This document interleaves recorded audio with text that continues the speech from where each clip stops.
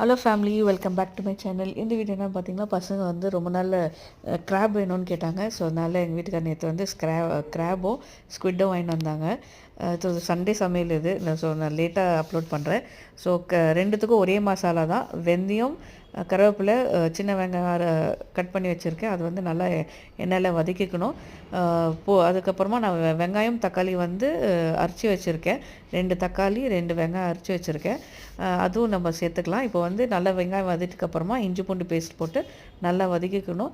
அது பச்சை வாசனை போகிறதுக்கப்புறமா நல்லா சாட்டே ஆகிட்டதுக்கப்புறமா இந்த அரைச்சி வச்ச வெங்காயம் தக்காளி விழுதை வந்து நம்ம ஒரு சட்டியில் போட்டு நல்லா கிளறிக்கலாம். அதை கொஞ்சம் ஒரு 5-10 மினிட்ஸ் கிளறிட்டு அதில் வந்து கொஞ்சம் புளி தண்ணி, நான் நெல்லிக்காய் சைஸ் அளவுக்கு புளி தண்ணி வச்சுருக்கேன். ஸோ அந்த புளி தண்ணியை வந்து ஊற்றிட்டு கொஞ்சம் நல்லா கிளறிட்டு தேவையான ஒரு உப்பு போட்டு கொஞ்சம் ஒரு 5 மினிட்ஸ் நல்லா சாட்டே ஆகட்டும். அதுக்கப்புறமா மஞ்சத்தூள், மிளகாத்தூள், தனியாத்தூள், அப்புறமா வந்து ஃபிஷ் கறி மசாலா. நான் வந்து சக்தி ஃபிஷ் கறி மசாலா யூஸ் பண்ணுறேன். ஸோ டேஸ்ட்டும் நல்லாயிருக்கும். ஸோ அது நல்லா சாட்டே ஆகிட்டு ஒரு 5 மினிட்ஸ் நல்லா சாட்டே ஆகிட்டதுக்கப்புறமா நான் இன்னொரு கடாய் வச்சுருக்கேன் பக்கத்தில். பாதி மசாலா வந்து இதுலேருந்து நான் நல்லா ஷிஃப்ட் பண்ணிக்கிறேன்.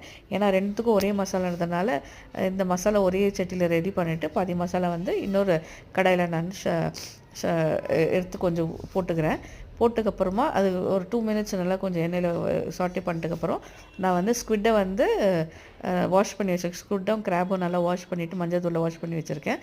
ஸோ ஒரு மசாலாவில் வந்து ஸ்குவிட்டை போட்டு நல்லா கிளறி விட்டுட்டு இன்னொரு மசாலா வந்து கிராபும் போட்டு நல்லா கிளறி விட்டுடலாம். ஸோ அது நீங்கள் கிளறி விட்டிங்கன்னா உங்களுக்கு ஒரு 2 மினிட்ஸ் உங்களுக்கு அதுவே தெரியும். ஒரு 5 மினிட்ஸ்க்கு அப்புறமா உங்களுக்கே அது தண்ணி விடும். ஸோ தண்ணியெலாம் எதுவுமே ஊற்ற தேவையில்லை, அதிலே தண்ணி விடும். நல்லா கிளறிட்டிங்கன்னா அடி பிடிக்காமல் கிளறி விட்டுருங்க. நண்டை ரொம்ப கிளறாதீங்க, ஏன்னா இதாகிடும். ஸோ அதனால் கொஞ்சம் கிளறி விட்டுட்டு மூடி போட்டு மூடிடுங்க.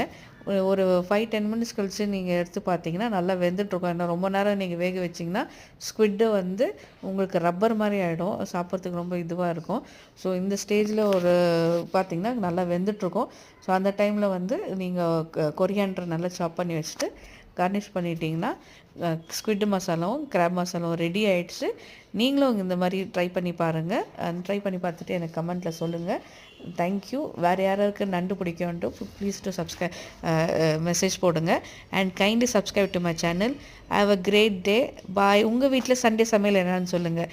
இந்த வாட்டி எங்களுக்கு வீட்டில் வெறும் ஸ்குவிட் மசாலாவும் கிராப் மசாலாவும் பண்ணோம். உங்கள் வீட்டில் என்ன சமையல்னு சொல்லுங்கள். Bye. Have a great day.